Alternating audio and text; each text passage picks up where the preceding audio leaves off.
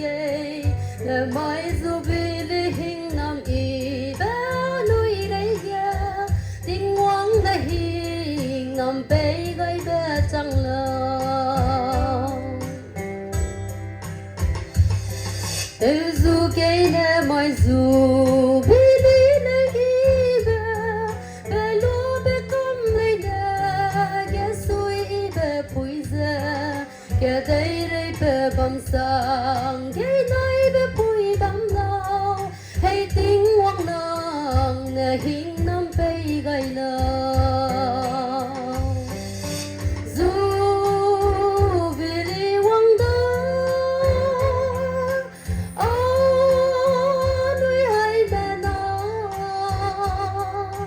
tiếng hoang dễ tua dễ biết suy dễ in rong dễ tua dù kê để mai dù vì lý hình nam y bé nuôi đây ghé tiếng hoang đây hình nam bay gây bé chẳng lòng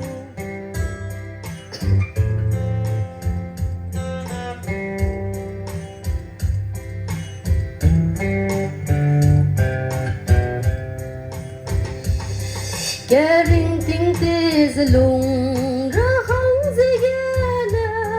ở nơi ta tua lấy nè tớ ra xí dễ lùng kê ở núi suy y bùi lệ dù vì lý hoang chẳng bè suy y bè dù vì lý băng bè gây đà dù vì lý hoang đó nuôi hai bé nó tiếng hoang dễ tua ra biết suy ra in rong dễ tua dù kê lời mai dù vì lý hình nam y bé nuôi đây ghé